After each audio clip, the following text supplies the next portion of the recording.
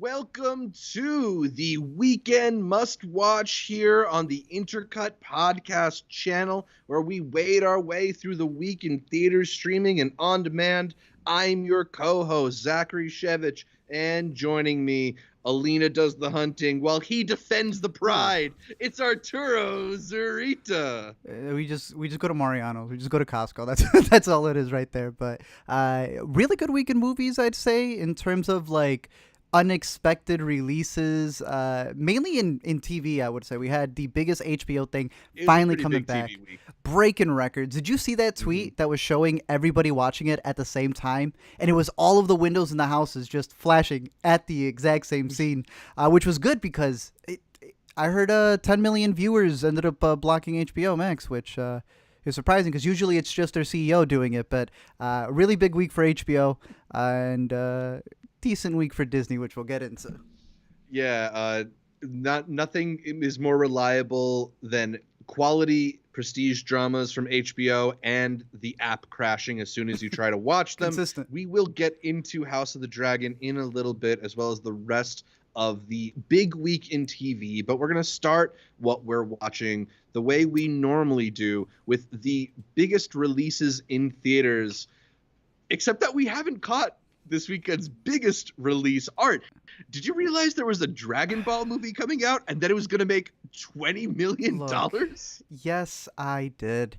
I was looking forward to it, Zach, and I get ready to go book my tickets, right?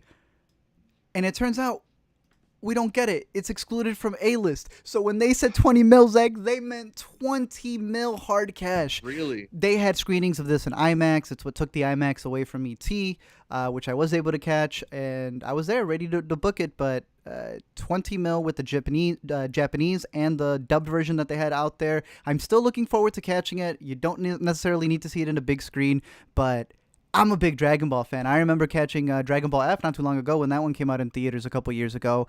I was looking forward to this one. Shout out DBZ, dude. It's still there.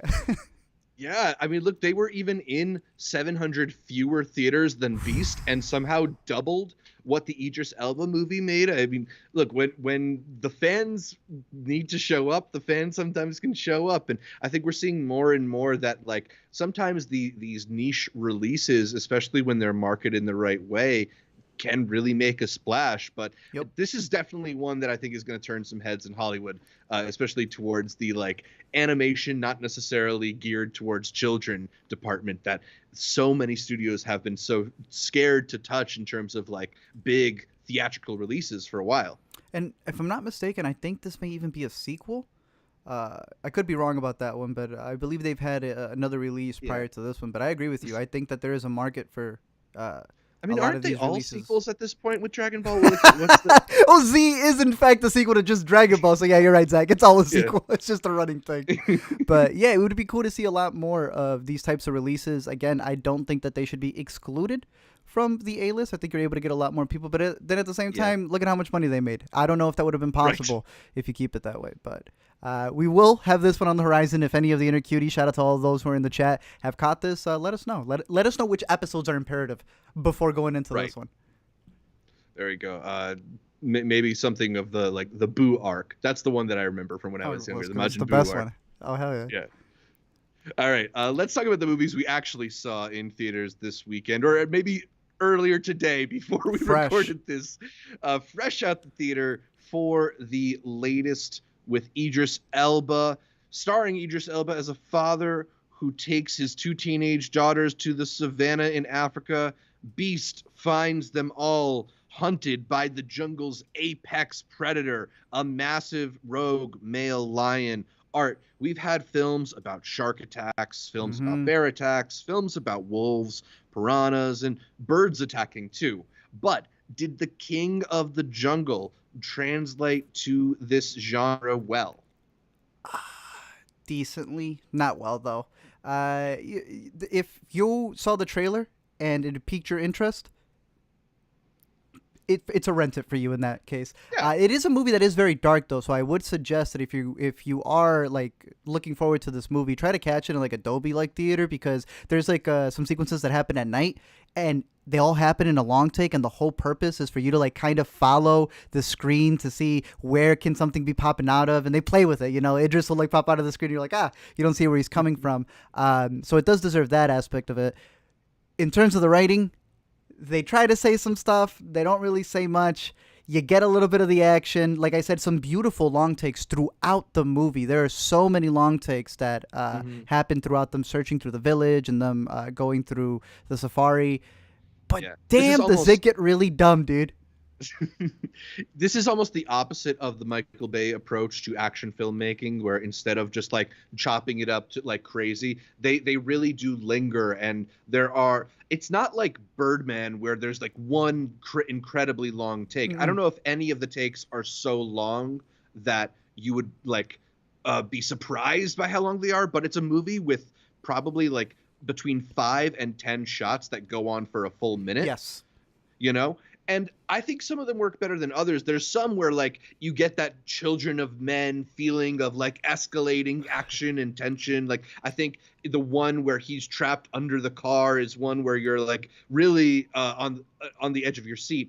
And then there's a couple others where it feels a little bit like they're kind of stalling, and yes, they could maybe like cut around some of the searching.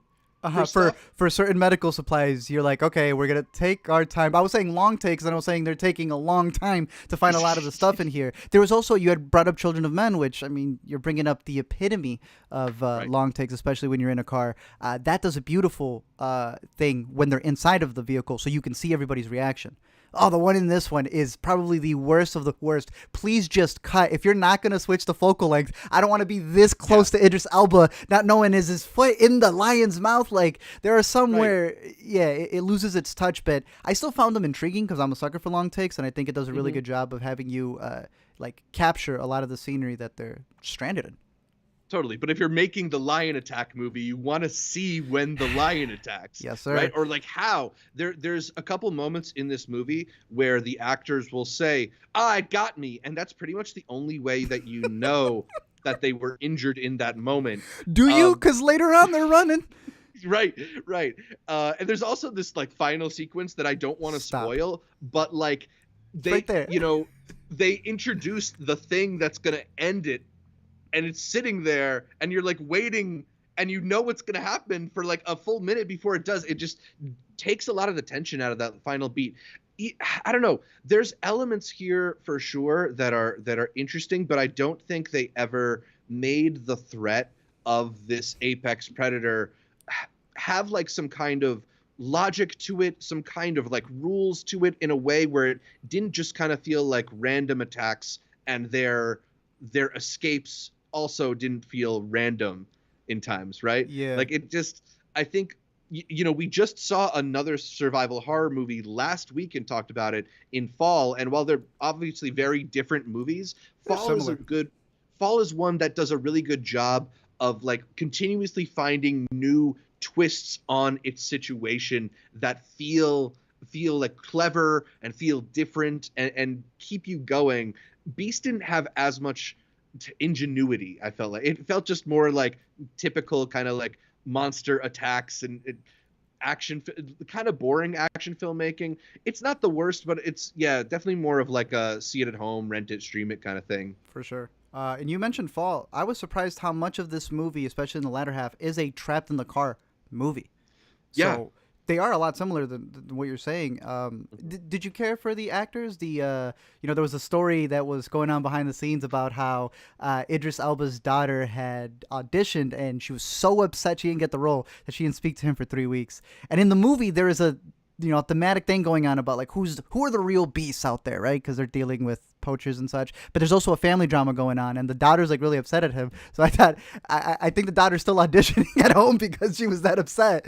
I don't know if that played into it anymore. If you preferred that storyline.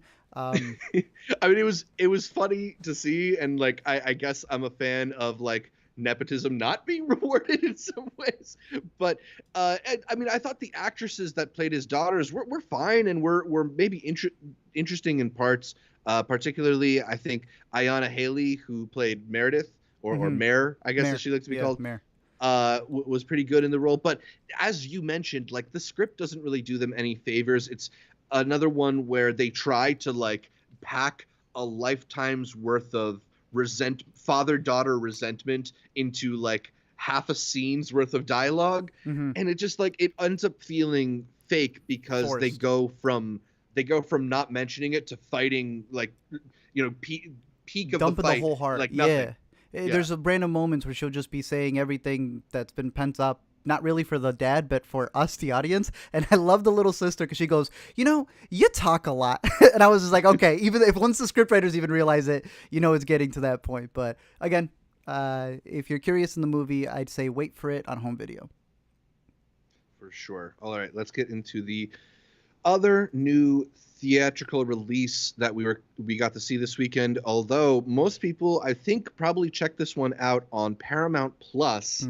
It is Orphan First Blood, the sequel to 2009's Orphan. Now you might be thinking, how are they making a prequel to a film from 13 years ago that starred a literal child? The answer: forced perspective and platform shoes. Step aside, Peter Jackson. It's a pretty silly idea, but Orphan First Blood runs with it and delivers a pretty freaky, zany, campy, good time. Feels kind of to me like this year's Malignant, the James Wan movie from last year that was just sort of like crazy enough to be entertaining in a horrific way. Art, you talked a little bit about it last week, but now that more people have had a chance to see it, are you glad that they brought Isabel Fuhrman back for Orphan First Blood rather than recasting this role? I mean, they practically recast it. If watching this movie and thinking like, yep, that's the double. Yep, that's the double. Dang, they really got her crouching. I highly recommend finding that picture Zach was talking about where everyone's in their platforms all the way up. Yeah, like seeing her come back for the role, but it is funny, like you said, without spoiling too much of the first one, it is a literal reversal on what made the first one so good. I am a big fan of the first one. Working on the LME right now, I got to show it to Alina for the first time, and she's like, "This isn't a horror. This is a drama. This is a whole feature film about this family that's like falling apart, and then this girl who comes in and rattles everything up." And her performance in that movie it's great. Yeah. Here, I think it's kind of smart where they're playing into that now that the actress is older, right? And I agree with you. It is a very campy film. I wouldn't call it fully Malignant, but I see what you're saying because this is the director who did The Boy. Do you remember The Boy? I do remember The Boy. I am not the biggest fan of this director. There are some sequences in this movie where I was just like, I like what we're doing with it, but why does it's like a good joke and you have the worst person retelling the joke. If they had a better director, dude, there is some stuff that they're working with in this movie, especially in that second half. I was enjoying it. It's not a good movie, but I had a good time with it. First one is a good movie, though. I vouch for that one. Yeah, like the first, that's the thing that's kind of really interesting here is it's so tonally different from the first one because that first one it's very unsettling, like not very a very creepy movie that really does sort of freak you out in a different way. This one, she's like a lot more like Chucky or something. It's just like going for a completely different vibe. I do like the way that they change the circumstance with this movie. Like things happen in the second half of the film that sort of frees them up to like play coy with what's happening. And to me, that's when the movie does get really fun because, like once you've done that twist in the first movie, you can't redo it. So it's got to be out in the open a little bit. I thought that was pretty awesome. Again, I don't know if you would say that there is an order to watch them in.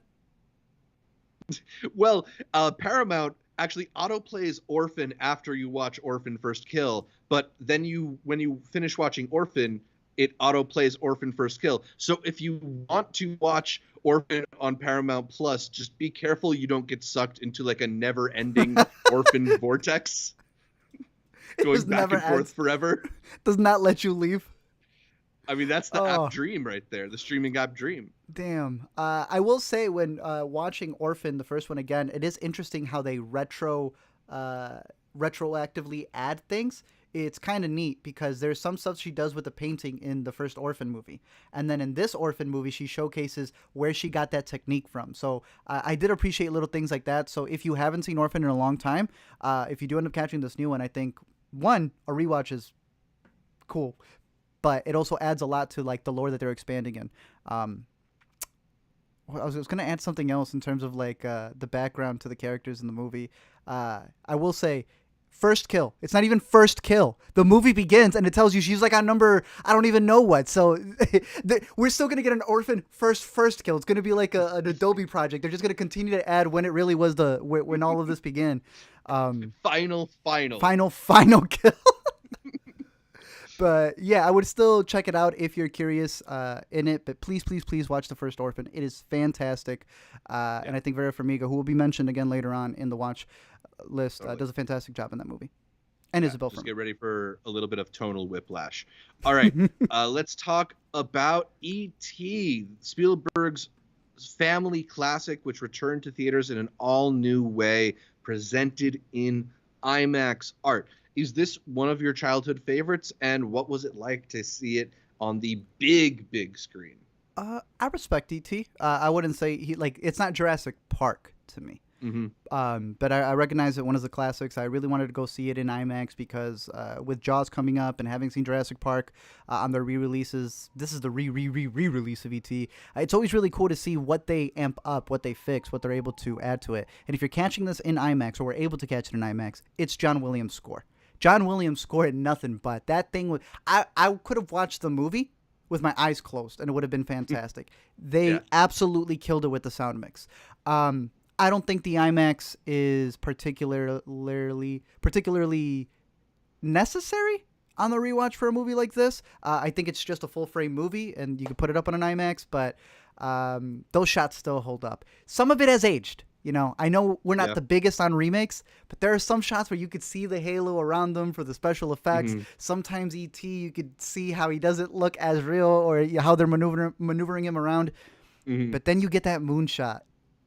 Then you get like E.T. in an angle where he does look a little too real, and it's like it does hold up. So it's spotty. I'm not gonna lie, it's still a spotty movie. And even in the recollection of it, of what the story is and how these kids are missing their father, I don't know how much you remember of the core storyline. Mm-hmm. There's some phoning home that isn't between two fingers, but it's a kid almost to the woman's butt. There's some really sexual undertones that I never saw as a kid. Now 80s, looking back at, that's the 80s. Looking back on E.T., that's kind of surprised me. It gave me a little bit of whiplash there, but overall, it was really fun to revisit it and to see how, to this day, it's still homaging. So many people are still homaging it. How much of a classic it is, from its sounds, from just the way E.T. moves, the way that they interact, a lot of the iconography.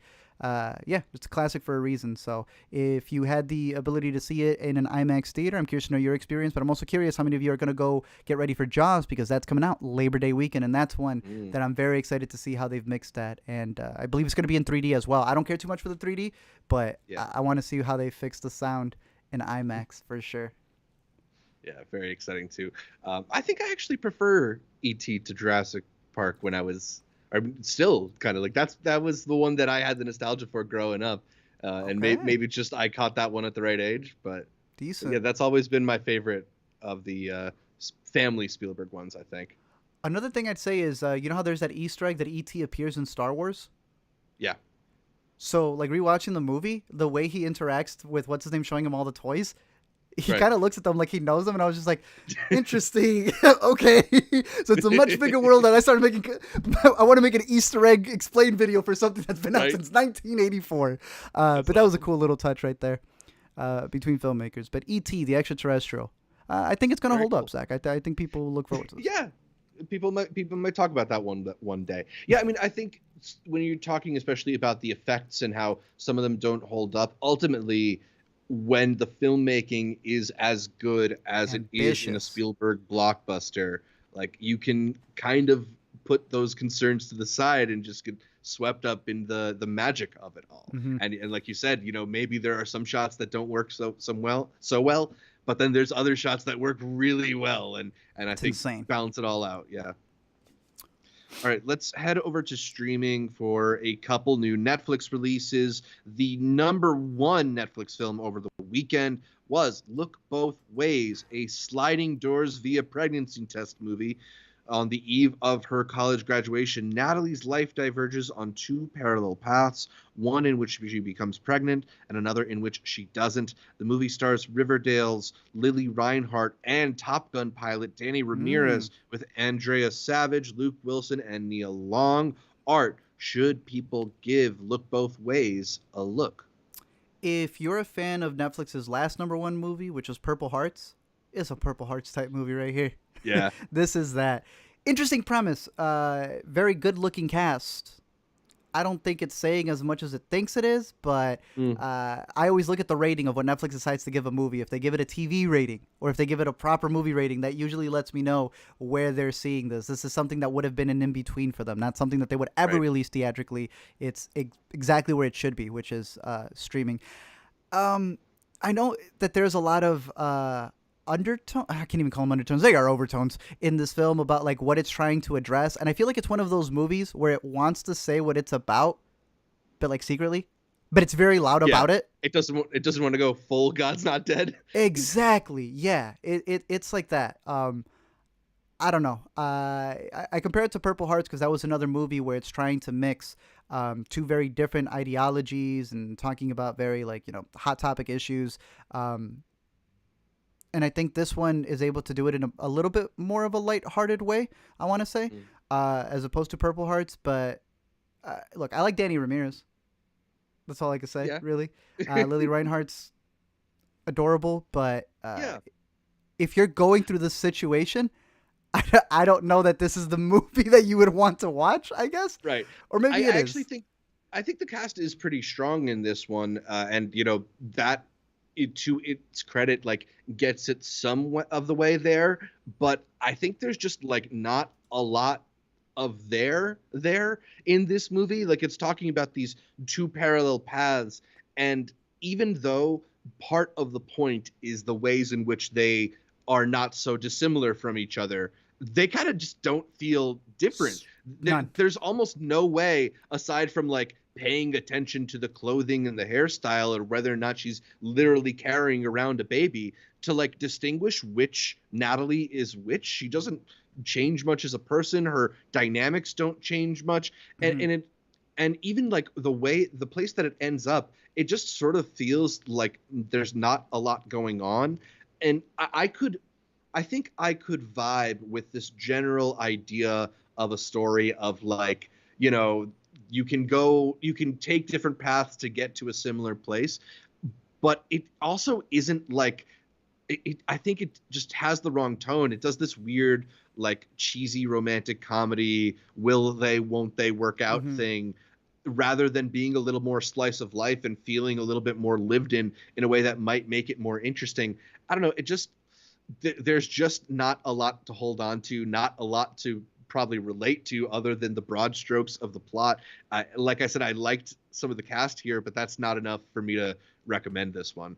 Interesting premise, though. I think someone could do something good with this. But like you said, it's always when they meet up, they're not just meeting up at the end. It's every like 5 minutes they find themselves in the same position, regardless of what path she chose. And then on top of that, the production design, the way that they dress, all of it is just so by the numbers. Did you notice how she's in one red and in the other blue? It's like it's all of these different just very easy check the box type of things where it's not trying to aggravate anybody, and they're not trying to do that. It's not really telling a story or making any decisions for the film, but it's also a big South by ad. I will say that. Yeah, I was gonna ask, like, Right? does this resemble your experience of seeing short films at the South by Southwest Film Festival? Oh yeah, the sold out Paramount Theater for the short films. Let's go, baby. That was also funny to talk about. Like, it's so not in touch with reality that even in the movie world that it should be in touch with, it does not understand how South by works at all. And also, how many times would you like to hear a cover of Fun's We Are Young in the next Netflix movie? Plus or minus 3. I'm not gonna do the over or under because I'm gonna lose. I feel like that's the one licensed song that they've been able to get, and I think they also had 3 times KFC in this movie as well. which has been the staple for Netflix. So it's gotten to a point where like us YouTubers use the same royalty-free music. Netflix is doing that with anything that gets the TV rating. Yeah, I don't know. Not enough there with Look Both Ways for sure, even if maybe there's some interesting things about its plot. But let's go to the other new Netflix movie in the next 365 days. A potential end to the 365 Days trilogy, the latest pseudo-erotic romance based on the Polish books. Art, you ventured into the 365 Days franchise twice before and came out disappointed in humanity each time. So I have to ask, is this some kind of punishment kink at this point, or what's going on? I believe so. They don't even wait. They didn't even wait 365 days Nope. to give us the next one. So I think I'm done with the series. I'm tired of being edged by them, is what I will say with all of their endings. So next. All right, let's go to TV because it was a big week, both for premieres and finales. Let's start with the biggest premiere in a week full of them. And fly back in on the back of the Dragon Syraxes, the House of the Dragon, or as George R.R. Martin refers to it, Hot D, debuted in the coveted Sunday primetime slot on HBO to about 10 million viewers. HBO's biggest premiere ever, featuring the story of House Targaryen 172 years before the birth of Daenerys Targaryen. House of the Dragon features Paddy Considine, Matt Smith, Rhys Ifans, and more highly respected British actors. Art, a series like House of the Dragon will ultimately be judged on the strength of its full first season. But for an hour at least, how did you feel about being back in Westeros? Great. It felt awesome. The sound design is beautiful. The sets are cool. The VFX, it's all right. Hit or miss. Yeah. It's okay. But the characters, I'm already rooting for people. I'm already going like, you're the a-hole. Can't wait to see more from you. Can't wait to see how these battles go over here. I see some love interest sparkling over here, and just the way that they're building up the world, these grudges, a lot of comparisons to what we know is going to happen, 200 and something years in the future to the actual Game of Thrones storyline. But, dude, we're back, baby. I love how a lot of people were saying, oh, we said we weren't going to go back to it after they abused us with the last season. Hey, look, the last season ended terribly. But we had a blast for 7 whole seasons. Like that, that doesn't go away from me. I don't understand people who see it that way. I was going to come back regardless of it. Clearly, so did everybody and some. It did not deter people away. HBO knows where the money's at. And that's why George came out and said that Thrones, it should have gone 12. There was no reason to halt it at 8. And I hope they've learned their lesson and they're able to really flesh this world out because, I'm excited to tune in on a weekly basis. I am too, man. I missed the appointment Sunday viewing. I missed the communal watching experience. I missed everybody going crazy on Twitter at the same time together. It's fun to be back here. Look, I think a lot of people, when they talk about the things that Thrones did well, when they were doing them well, is they talk about the violence and the sex and the dragons. But really what it was that I think separated this show from so many other fantasy shows was that it was a politics show, like woven into a fantasy setting. And they clearly understood that in the House of the Dragon, because the real drama of this show happens in those small council meetings when all the big players, all the important people sit around and make the decisions that affect the world and affect these characters.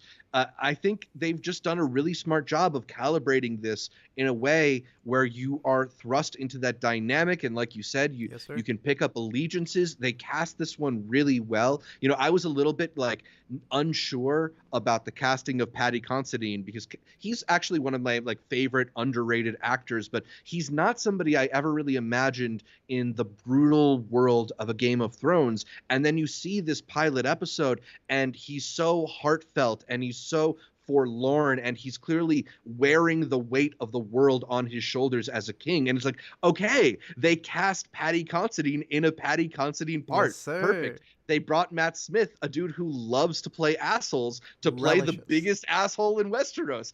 Awesome, let's go.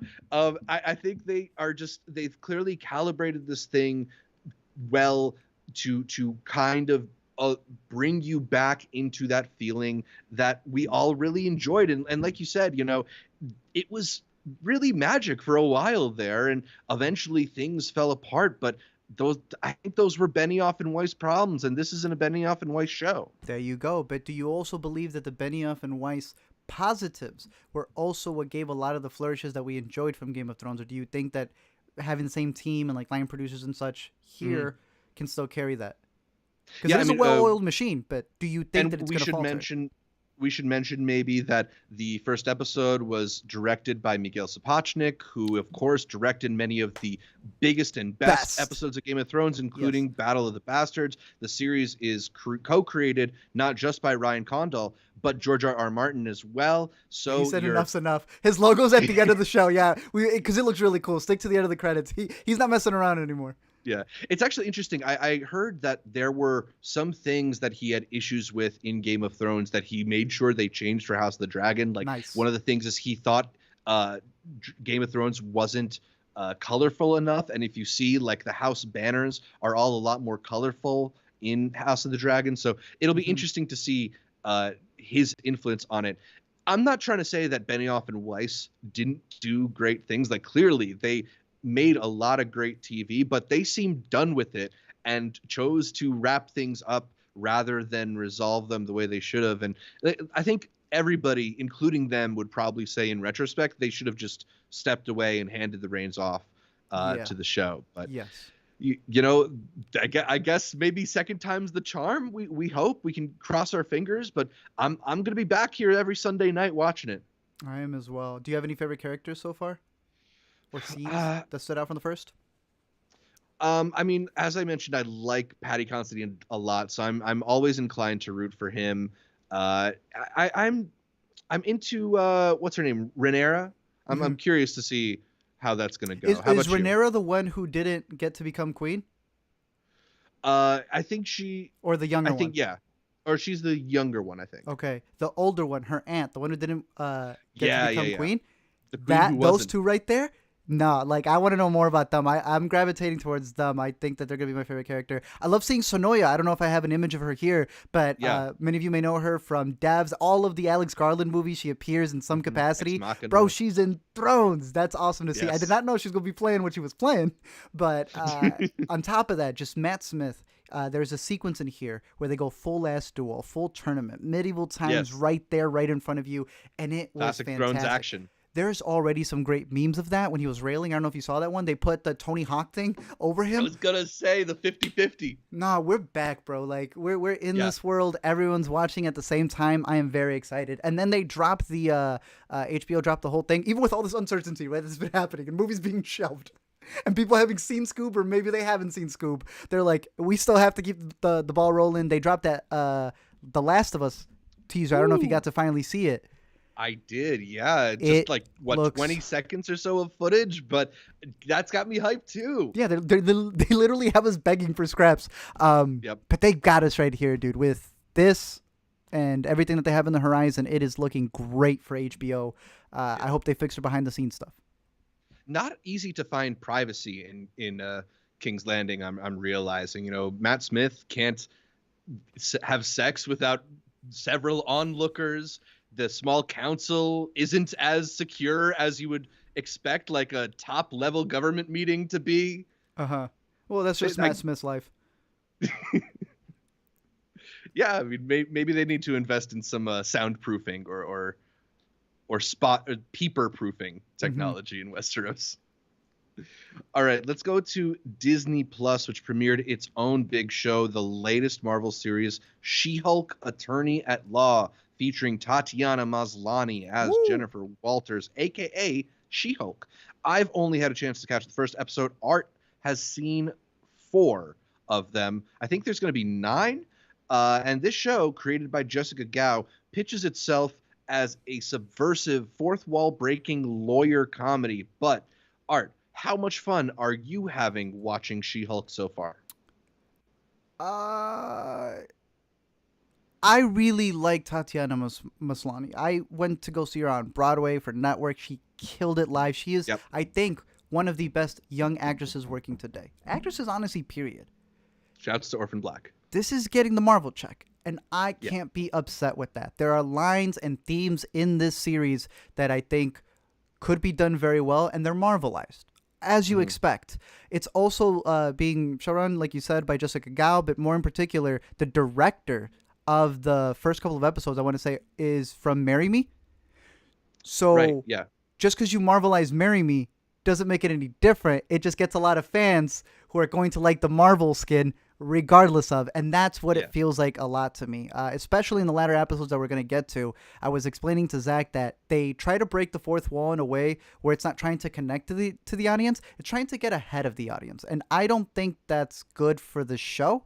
Yeah. I think it's very much well aware about how it's going to be received, and I think it shouldn't be focused on its reception as much as what it can present. I think it needs to focus on the characters and its VFX a lot better if it's Right. trying to pay the respects to her as a character. Like, a big part of her is wanting to be a female attorney and all of the different things she has to deal with. And there's a nice comparison that while they may have not hired her as a woman, now she can only be hired as She-Hulk. She must be this figure in order to be at the top of this firm. And while there's parallels there to what it's like to be a female attorney, the way that the show is handling it, I think, kind of counteracts a lot of what it's going for, and it almost like collapses in its corniness. There are some cameos that are going to happen in an episode or two from now. Yep. Embrace, guys. I don't hate it. I'm there to support my girl. You know, I was there to support our boy for Moon Knight.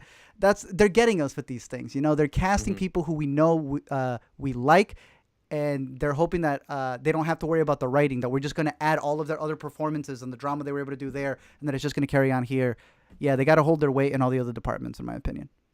Yeah. I mean, I just think it's like so hard to try and do that fourth wall talking to the camera thing in a post Deadpool and Fleabag world when those are just so like sharply and precisely written, and this just kind of feels like a little bit blander by comparison, a little bit less unfiltered in a way that would make it actually kind of like fun or edgy or cool.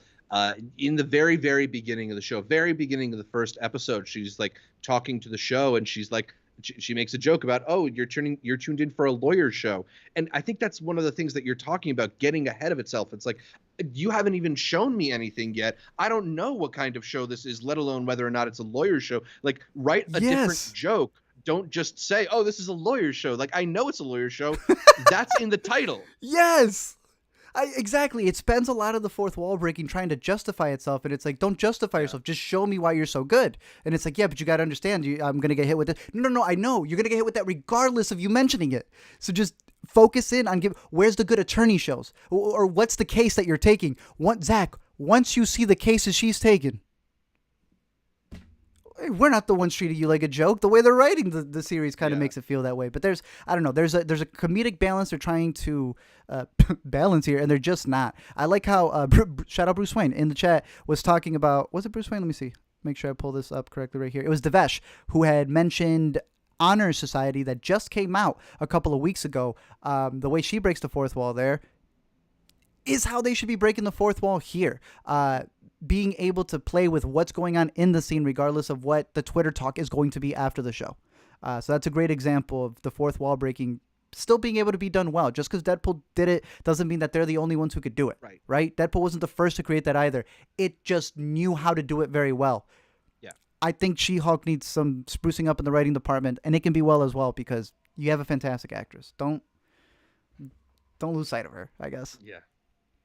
We'll see how it turns out as the season progresses. But let's move over, at least very briefly, to HBO, because Nathan Fielder's wildly experimental reality comedy show, The Rehearsal, came to a close over the weekend on HBO with a pretty divisive final episode. And I think we both want to talk about the show in full detail, so we're going to do an after credits following this stream. But for the people who haven't yet watched The Rehearsal, Art, is Nathan Fielder an evil mastermind or just plain evil? A lot of people think I got you, Zach. I'm gonna repeat this again later. A lot of people think he's playing God. He's playing the devil. He's playing the devil. It's. I mean, I don't know. It's just.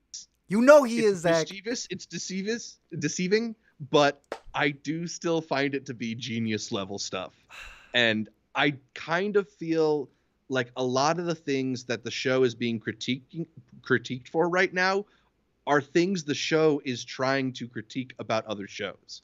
I think it's a little more aware of these issues than maybe some people think it is.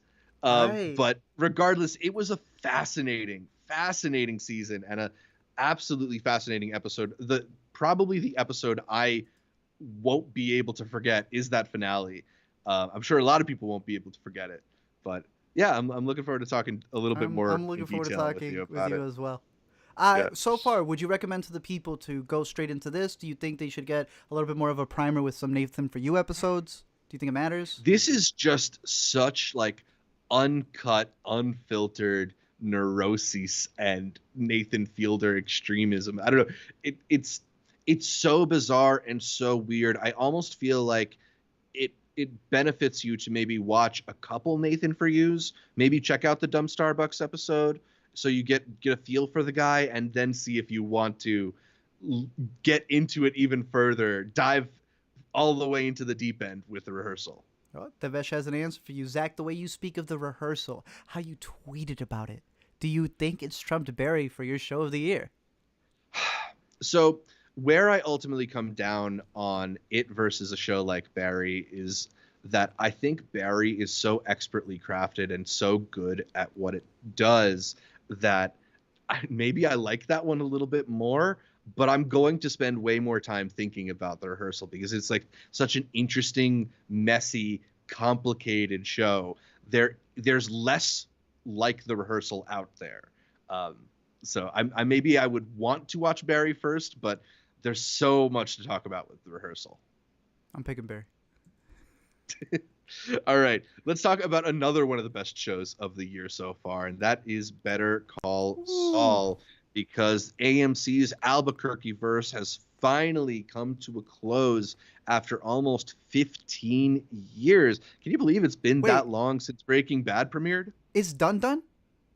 It seems like it. Vince Gilligan has talked about like kind of wanting to close the book and move on to a new chapter. Well, we'll see how long it lasts. We'll see. But did it live up to it? I mean, it's hard to say anything else. It's just always been an incredibly well-written couple of shows, but particularly Better Call Saul. I feel like the writing only gets better and more precise, and the ways in which this team of writers through both of these shows have just like reveled in their ability to back themselves into a corner that seems impossible to figure a way out of and then wriggle free somehow. It's such a joy every time they figure it out, and it always somehow, I don't know, understand it, but somehow just feels like the truest possible scenario, the truest possible end result for its characters. You know, this is I think a lot of people looking back on Breaking Bad are conflicted on whether or not the right people were necessarily like punished on that show. And I think it's interesting to see the way that Better Call Saul handles it, not in terms of making sure the end feels justified, but by not ignoring the realities of what they're asking you to like go along for the ride for, right? Like ultimately when you're talking about a show that features a lawyer who helps out a drug cartel, like you can't ignore how it would be handled, and the way they're able to navigate what feels like the fallout of both Better Call Saul and Breaking Bad simultaneously while sticking true to these characters is like truly marvelous stuff, like unbelievable character work. I'm just really in awe of it. The final note just feels pitch perfect, and I couldn't have it any other way. You know, there's some series finales where you don't know if that's how they should have left their characters. This one just feels like Breaking Bad sometimes did and Better Call Saul did a lot of the time. Like it's the only way it could have happened. So Beautiful. catch up on it, man. Maybe I just know. watch that final few episodes and it'll spark something in you. I got what? Caitlin 63 watched hours? just the last episode with me. I wanted to, but I needed to pay it its respects. I heard it was a very somber finale, but that it's in the quietness that it really hits. Yeah, it absolutely, because it's really trying to reckon with what the toll must have been on all these characters to carry these things for this time. Because like I'm trying to say, you know, they're not just bringing to a close Better Call Saul storylines, but they're bringing to a close Breaking Bad storylines too. It's firmly a show that takes into account the events from both shows in a way that doesn't feel like, I don't know, over the top or like too self-indulgent. I don't know, man. I'm in awe of these shows, and I'm gonna probably go back and watch all of Better Call Saul again because it's that good. Okay. Yeah. Well, I'm very excited for it. You've sold me on it every week. I just haven't bought it yet, but I have had it on layaway, and I can't wait to start the 60-something hours because, yeah, in Vincent we trust. Yeah, he's a really, really excellent writer of television, and shouts to Peter Gould, who was the creator of the Saul character and wrote that finale and steered the ship, because it's been way more than I think anybody could have anticipated when they announced that show. I mean, when they announced that show, I thought it was one of the all-time bad ideas to take the legacy of Breaking Bad and ruin it with this silly Saul Goodman comedy. Sodomized the legacy of Breaking Bad. And now... And turns out that show was just as good. Damn. All right. Well, I'm curious to see what Vince Gilligan works on next. Yeah, same. All right, let's AMC go should give him a blank check, to be honest with you. Yeah, please. What else have they got going on? Tales of the Walking Dead? Yeah, so. All right, let's go from a show that only I watched to a show that only you watched. 5 Days at Memorial, the latest prestige drama out of Apple TV Plus, following doctors and nurses at an ICU in New Orleans struggling to treat patients during Hurricane Katrina, and how they managed without power for 5 days. This one stars Vera Farmiga and Cherry Jones. Art, is this limited series worth the time? It's pretty solid. I've gotten through the first batch of episodes that are out. I think they're on episode 4, maybe 5. I want to say I caught the first 3, and they do a really good job of putting you in this hospital, not just leading up to the events of Katrina, but it's the aftermath. Like, it really lets you know that people assumed things about the disaster that didn't really come from the hurricane itself. It came from how people dealt with it, and it's crazy, dude. It's a really good drama. You have really good actors going along with this, and it's shot like viscerally well. A majority of it, when you're inside the hospital, is shot in a very wide format, and then when they cut to exteriors, it goes full screen, and it's just like you feel it. There's some insane CGI with it when you see footage of the levee break, and then when you mix a lot of the real life footage as well, I think it does a really good job of putting you in that setting. We're also at a time where HBO is going to be releasing Katrina Babies, a documentary that premiered at Tribeca, and then a couple of other ones that I know are on the horizon, where a lot of people are looking back right now that it's been over 15 years, like practically 20 years since the incident, to see all of the fallout and the repercussions that are still being felt to this day. So for a drama that takes place in real time, I think it's hitting all the marks that it needs to. So it's on Apple TV. It streams beautifully, and all the performances all around have been really fantastic. So put this one on your radar and brace for it, dude, because it hits. It's pretty good. Yeah, I mean, it seems harrowing in the very least. So best way to put it. I'm excited to check it out. All right, so those are the movies and shows and more that we have been watching. Let us know what you've been watching by commenting on this video or shooting us an email at intercutpod@gmail.com or interacting with us at intercutpod on social media, whatever it is. Let's move on to some yay or nay film news subjects, and start it off with reports indicating that the producers of James Bond are searching for the next man to don the iconic tuxedo. But with an eye to the future of the franchise, word is that Barbara Broccoli wants a younger Bond, someone in their 30s, to inherit the mantle. Art, yay or nay, you like the idea of a Bond that might look like somebody we went to high school with? I worry on who it might be. I don't mind it being young. I understand that. I think the Broccoli family have done a really good job of like really protecting the IP and making sure that they're able to get longevity out of whoever they pick. But Zach, don't you think it would be cool to have some one-offs? I think it would be really cool to see an old man Logan type of James Bond, someone who's retired, a different James Bond that people wouldn't like in a third movie because they've been invested in it. But you could do a single type of story with. You could do a different type of medium that doesn't have to be movies. Now that MGM has been bought by Prime, I'm curious to see what are they going to switch up. What else can they do that's new that they're going to be able to incorporate. I don't mind the Bond being older. I don't mind the Bond being young. I don't want the Bond to be Tom Holland. No. I will go on a campaign. Yeah, for sure. For it to not be Tom Holland. Do you have a way you're leading? Because I feel like it may end up being someone who none of us are even guessing. Well, that's the thing is like, so I don't mind the idea of a young Bond, although I don't want to be stuck with one James Bond for the next like 20 years, which seems like maybe their goal in casting somebody who can age into the part a little bit and won't be like Daniel Craig just like looking for the exit after 2 movies already. But the news that was dropped recently came with the tidbit that they'd apparently been looking at Outlander's Sam Heughan, who's 42, and they felt like he's maybe too old for that part. But looking at a guy of like Sam Heughan's profile, he's not exactly the type of movie star who we might think of when we think of like our ideal James Bond.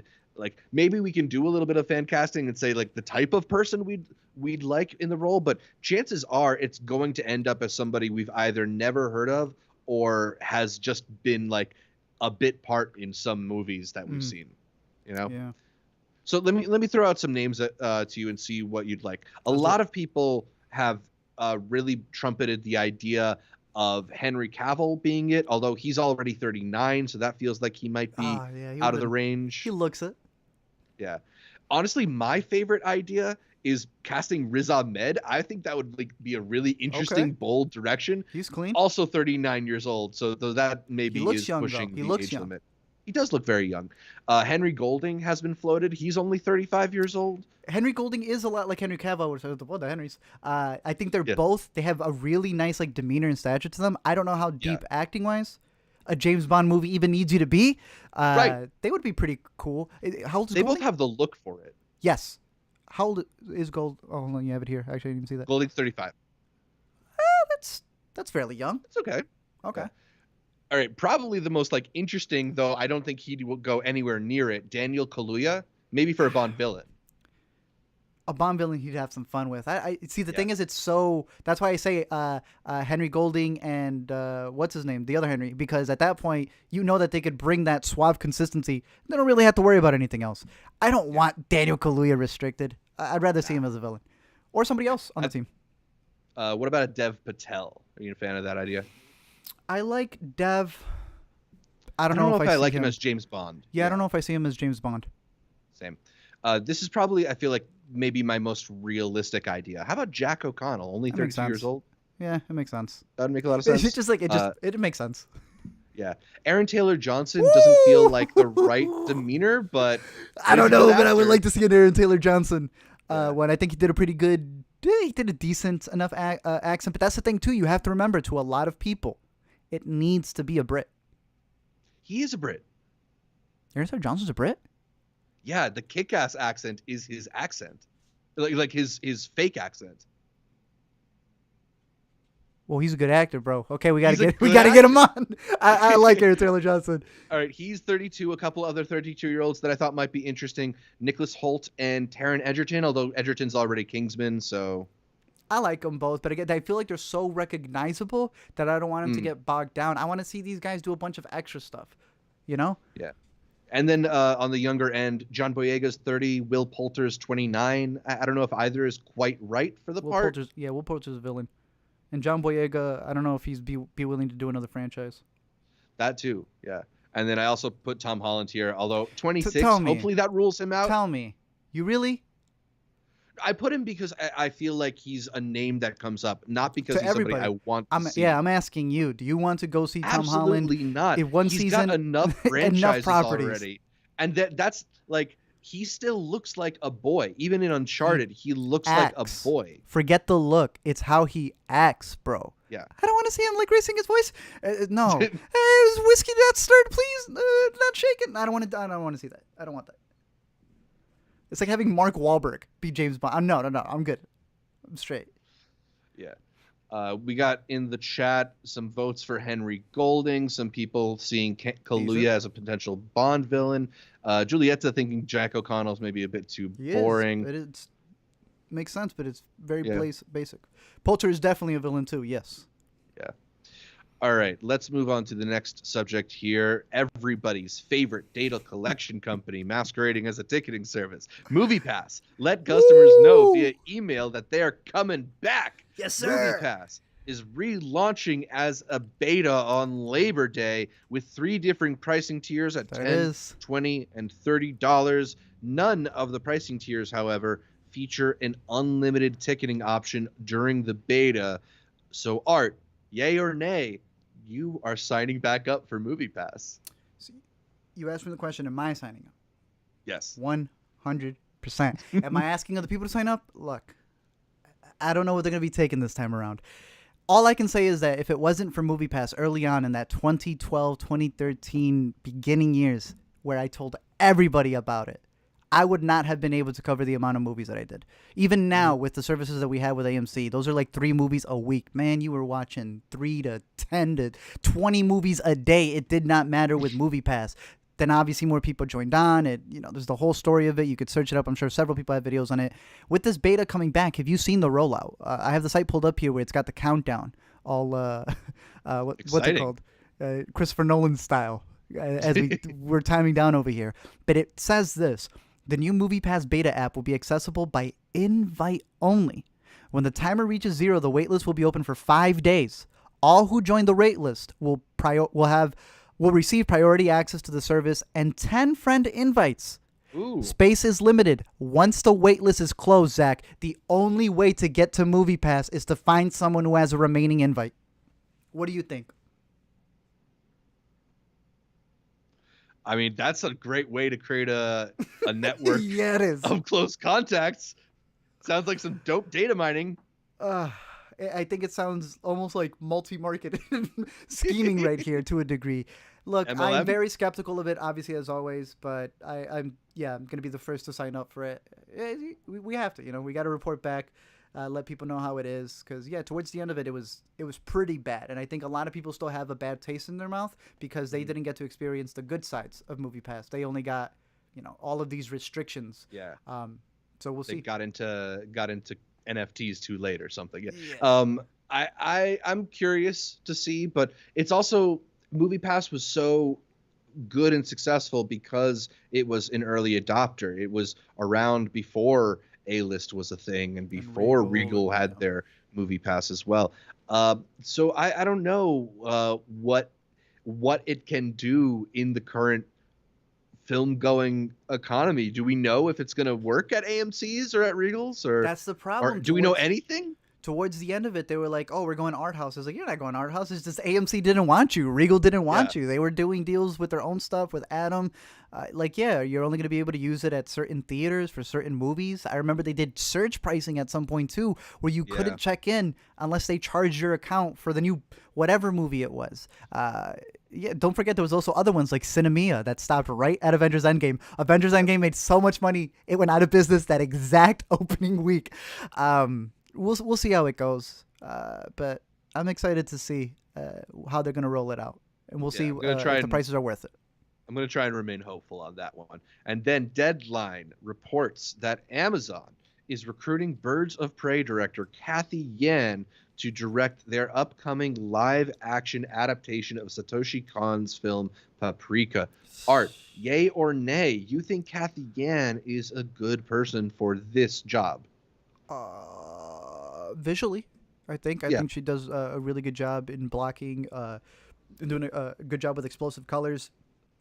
The story of Paprika can be very confusing, and I don't think it should be dumbed down. And that's my only worry. That may not even be a thing on her. That's just on whatever studio, and whatever script they're going to give her. Like, I'm generally positive on Cathy Yan, but I think I'm down on Amazon being the people to adapt this one, because ultimately, like, if you're gonna do live action Paprika, it's only gonna work if you make it weird and experimental. Super and weird. Something that's a little bit like non-mainstream. And I think Cathy Yan has that ability from her previous work, Dead Pigs, but I don't know if I don't know if Amazon would allow that. And if you're getting a watered down version of Paprika, like, you might as well just watch Inception. That's probably going to be better. Amen.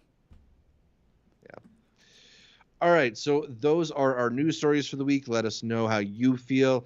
Before we get into the new to see, we would like to thank the InterCutie Plus patrons, those wonderful people who are supporting the show. They are Ewan, Julieta, Garrett, Tim, Elizabeth, Josh, Ashley, Marion, Michael, D.A., Matt, and Di. Our Academy level members are Tushar, Cademan, Connor, Pete, Sean, May, and Ricky. And of course, a very big thanks to the producer level patrons, Awkward and you, Denver. Thanks again for all the support, and a reminder that you too can become a member at patreon.com/intercutpod, where you can sign up for patron benefits like early access to Intercut episode outlines, access to private channels on the Intercut Discord, and an invitation to our monthly patron Google meetings, the latest of which is happening tonight. So it's not too late. Throw us $1 a month on Patreon, and you can come hang out, talk movies with us. Art, what are we talking about on the Patreon Google meeting tonight? We have a lot of stuff dealing with movie news, because obviously TIFF and a lot of festivals, the Emmys are on the horizon to talk about. But we have a bunch of brackets that we're going to be recording with some special guests coming up. But we have even more special guests, because on our Patreon Hangout, we want to do a pre-bracket with y'all to figure out who y'all would pick as you fight to the, not the death, fight till the Hangout is over to see who the best actors in their 40s, I want to say, is what we have. Yeah. Best movie stars in their 40s. Movie stars in their 40s. We'll be bringing that bracket to Intercut soon, but we want to see what the InterCuties think before we put our opinions out there. So we'll be talking about that and some other stuff on some good backups, because there is the bracket episode, but damn, is there a podcast on just figuring out who goes on the bracket? Like that's in and of itself. So it's gonna be really fun to see like a rough version of it first, to see what the InterCuties think on who they have there, who they would consider, maybe even give us some recommendations on who should be swapped out. So it's gonna be really fun.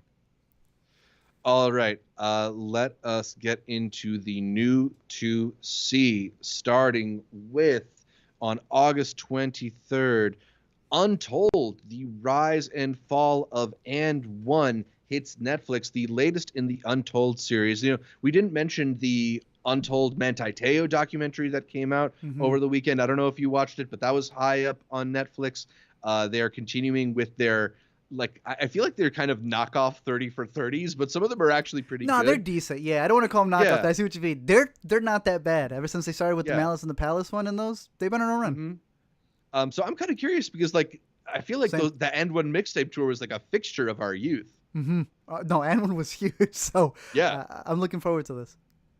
And then also on August 23rd, Top Gun Maverick finally it is hitting VOD. August 25th, the Sundance Film Festival Asia version begins and runs through January 28th. So if you are one of the Asian InterCuties out there, you got a shot to see some of our Sundance favorites, including Fire of Love, Leonore Will Never Die, Midwives, which was an award winner, Brian and Charles, which I'd recommend, Micah, which was a delightful kids entry, Riotville USA, a bunch of really cool movies. If you've been waiting since January to catch up on some of our recommendations, you can. If you found yourself in Jakarta, you can catch some of those films. Mm-hmm. Also, on August 25th, Peacock's got a couple new projects. The End Is Nye, which is the latest project featuring Bill Nye, looking at myths and realities from viruses to volcanoes, asteroids to authoritarianism, climate change to chemical warfare. Were you a Bill Nye guy? Everybody, Yes. I think, our age was like a Bill Nye growing Hell up. yeah, I'm glad he's still around. Yeah. And then Everything I Know About Love, a new series coming to Peacock. Looks like a kind of romantic drama featuring a bunch of young actors, including Emma Appleton, Belle Powley, Marley Swee, and Aaliyah Orphan. It's 7 45-minute episodes, so if you got Peacock, you got a few new things to check out there. But like a BBC also, import. Oh, okay, interesting. And then also on streaming on August 25th is the debut of Hulu's new limited series, Mike, starring Trevante Rhodes as Mike Tyson. It's an 8-episode series with 2 episodes premiering every week. Art, you excited to check this one out? I am, and I know that there is a counter one happening because the estate of Mike Tyson himself were like, don't approve of it, so they're making their own. Also excited to see that. But I like to see when a creative is able to make something without the worry of the subject going, nah, clean that out. Don't put that in. Exactly. So I am excited for this one. Yeah, and Mike Tyson in particular, like, is such a fascinating public figure, but not exactly one that, like, I think I would want his approval on his life story. So Exactly. I'm curious to see how messy, I guess, they get into the show, because his life is one that's full of drama. And I think a lot of it unflattering. Usually when they come out, it's because they're in the industry and they've seen the script and they know exactly what it's going to be. So they just came out and said, disowning this one. Yep. All right. Friday, August 26th, for the weekend, we got a few interesting movies coming out. Breaking, formerly titled 892, one of the movies we caught at Sundance earlier this year. Yeah, I agree. I think 892 is just like a more distinctive, interesting title. Breaking just sort of is kind of like a nothing title and not exactly the most relevant to this movie. Yeah. But that doesn't mean you shouldn't see it, because I think we both really enjoyed this kind of modern spin on almost like a John Q-esque hostage family bank robbery kind of thing going on. I don't know. I really enjoyed it. They sent us a link a little bit ago because I know it's going to be coming out in theaters. And then, if I'm not mistaken, in a couple of weeks afterwards, it might be on Prime. Don't quote me on that, but I know it was the Prime reps who sent it to us. I still enjoyed it. I really think that his performance is solid in this. Nicole Bahari's performance is really solid in this as well. And they did do changes because I really liked how they incorporated 892, the title in the movie and such. And they swapped it out to be Breaking. And there were some lines that does mention the Breaking title, but 892 is just so much better. I showed it to my family and they agreed 892 is a better title. So while it may seem bland, Zach's right. Give it a watch if you can. And shouts to the late Michael K. Williams, one of the great actors, and probably one of his final performances in this film. Also very, very good in it. Funny Pages, the new A24 film. This one is one of the rare A24 movies that's going to be theaters and VOD on the same day. This one premiered at Cannes earlier this year. Wow. Also stars a favorite around these parts on Intercut, Chicken Finger Kid. Chicken Nugget Kid, bro, with all the sauces. He's got all the sauces, man. And now he's got like a dream of being a cartoonist in this very scrappy film that's like a weirder outsider coming of age story. I think this is a really cool film about what it's like to be really into a particular subculture, right? Like maybe you're a skater kid, maybe you're a hardcore kid, maybe like the people in this film, you were like a big comics nerd. But I think regardless, you can appreciate what it's like to just have this passion, have this focus that you care about so much more than all the people around you, and kind of feel like you know better because of that than all the people around you. And just that the whole like coming of age process of learning about adulthood through your passions is captured well here and done in kind of a scrappy, shaky camera style that feels very reminiscent of what the Safdie brothers do on films like Uncut Gems and Good Time. I don't know Okay. if it's quite as like tense and excruciating as those movies, but it's definitely in like its cousins with them. It's in the same tonal playing field as those movies. Got it on my watch list. Very cool.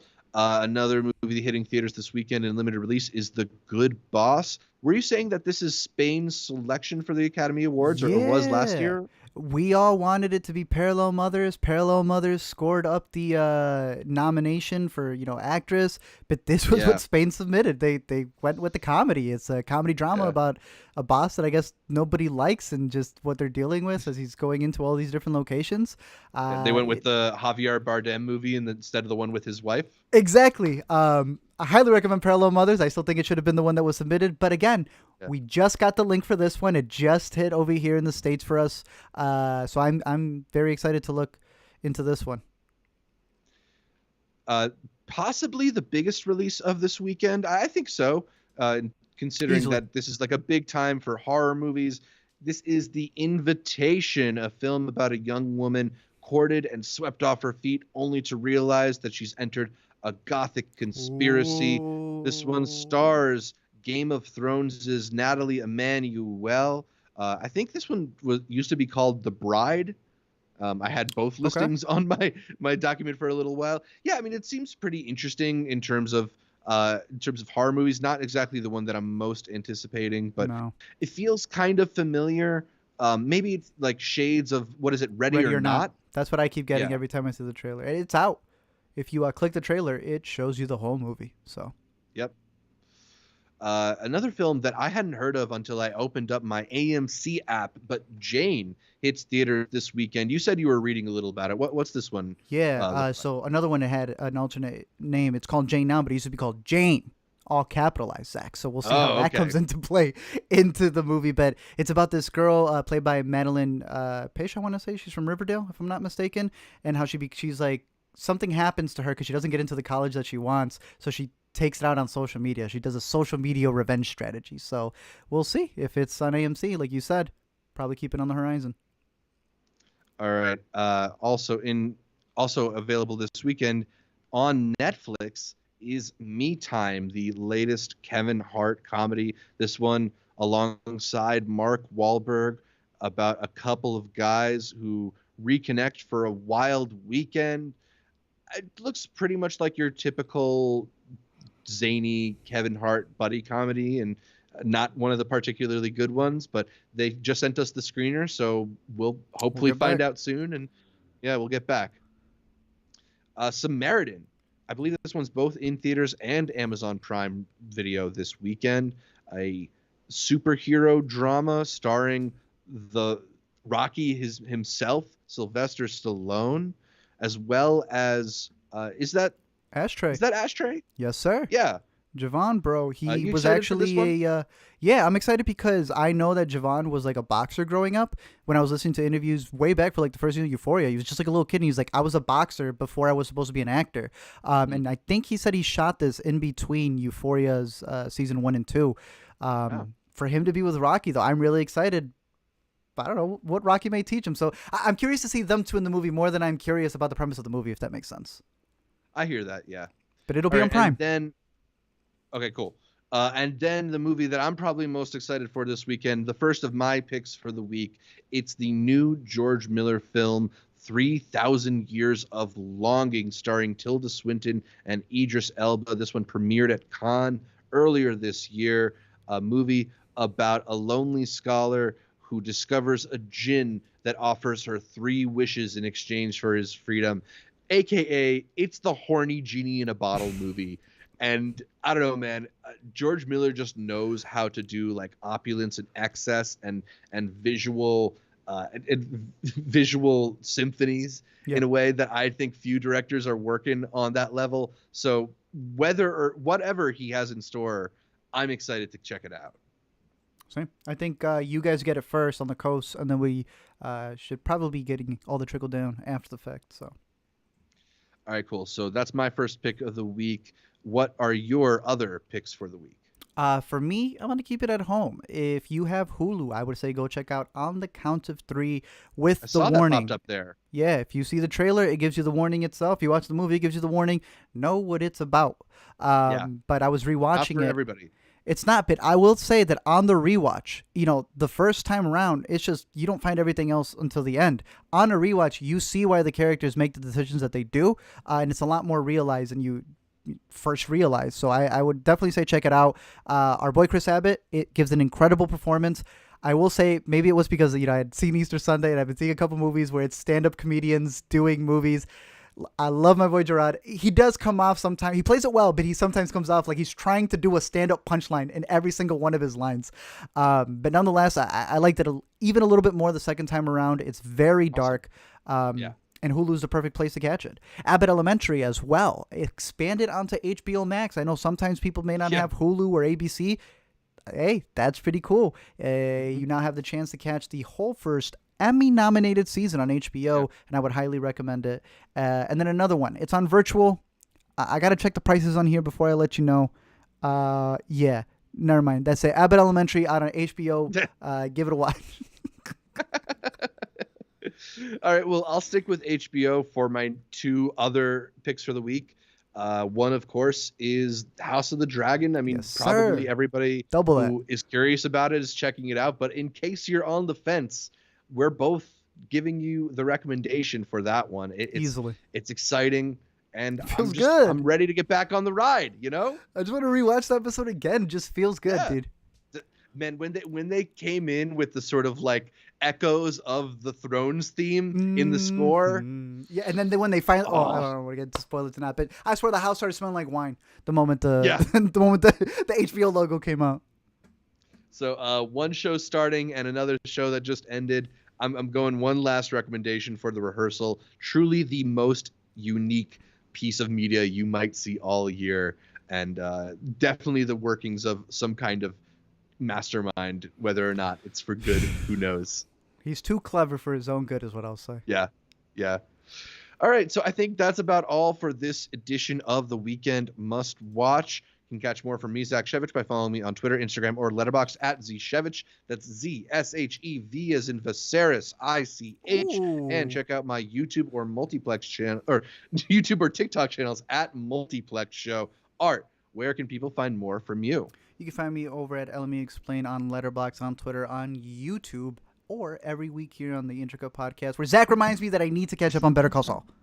Yeah, you can listen to every episode of the Intercut podcast on iTunes, on SoundCloud, on whatever your favorite podcatcher is. I happen to like Overcast. And then make sure you're tuned in not just to the audio version, but to the video feed as well on our YouTube channel, youtube.com/intercutpod, where you can catch our bright smiling faces as we break down the latest in entertainment, and maybe hit that bell to get notifications on new uploads. Check out all of our stuff on social media, whether you go to our Facebook, Instagram, or Twitter, or our Patreon. They're all at Intercut Pod. You can also leave us a comment, like the video, and consider heading over to iTunes to give us that much requested 5-star review. Shout out to our listeners in Brunei for putting us on the podcast film charts out over there. And shouts to all of you leaving 5-star reviews. We passed that 100 ratings threshold. It warmed my heart. And but now I need a little bit more. I need the next fix. So let's get to 110. We need a few more 5-star ratings. Go to iTunes and keep hitting that 5-star button. Thanks to all of you who do. And find updates throughout the week by following us on social media. You can find more from Art, more from me, more from all the guests that we feature on the show here on Intercut. Thanks again for tuning in, and until next time, every artist needs a space to let their inner weirdo out. Agreed. Is that what Intercut is? It's an Orphan line. What? Is that Intercut for us? Yeah, of course, it always is.